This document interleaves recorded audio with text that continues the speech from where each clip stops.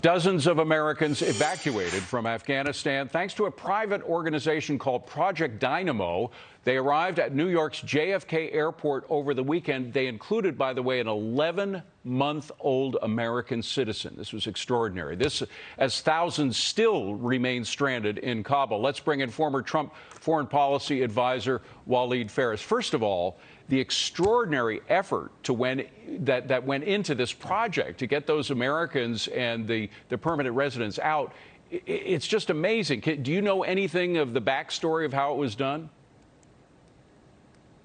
Well, actually, this is a private organization, as we all know right now. Obviously, they had very large difficulties in proceeding because this is not a U.S. initiative officially. Of course, the Taliban had to be addressed, but not just the Taliban. Local forces, tribes, or other forces on the ground had to be dealt with. Every American citizen we are withdrawing is a win. Every group of American citizens, including also those Afghans who helped us and have security clearances, and that kid as well, is a win. The problem is how long it is taking. It's been 5 months now, and we still have American citizens and other allies in Afghanistan. Well, Walid, 5 months ago, or 4.5 months ago, we had word from President Biden that U.S. troops would not be pulled out of Afghanistan until we got all Americans. Let me just remind folks and play that sound bite. Go ahead and roll tape.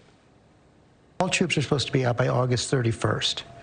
Even if Americans and our Afghan allies are still trying to get out, they're going to leave? We're going to do everything in our power to get all Americans out and our allies out.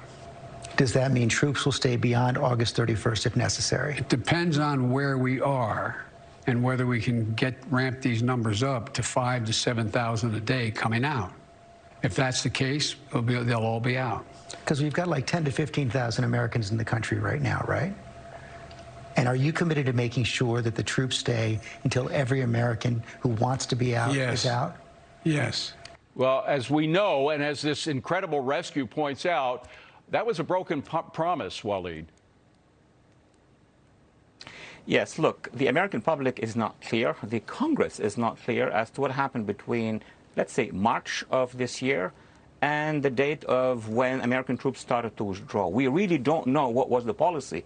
Was it a policy that would connect with the previous administration Taliban deal, whereby the Taliban had to be disarmed, join the government, or was it the policy of encouraging or letting the Taliban actually invading or taking over, and then we are rushing and hurrying to withdraw our forces, and of course the chaos that we saw in the airport. This whole thing is not clear yet to the American public. Yeah, well, and we're still not getting a straight answer about how many Americans are still there, how many permanent residents are still there.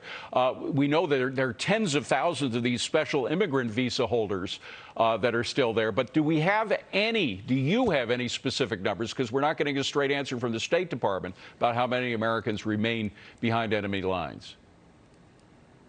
The one party that knows is the U.S. State Department or the U.S. government in general. The problem is we were told by the administration that there was an agreement with the Taliban. Remember that quote-unquote phrase, our Taliban partners? So we were supposed to have sat with them, negotiated the numbers, everything would be perfect, and not stretched a withdrawal for months and months and still having a question mark about how many U.S. citizens and allies are still there waiting. This is very serious. How dangerous has Afghanistan become since the withdrawal?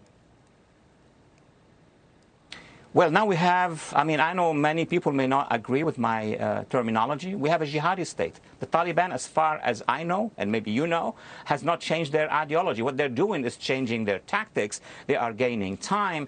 And the problem here, going back to the issue of extraction of U.S. citizens, if it takes long, I know from my own assessment and sources that the Taliban are taking their time. Why?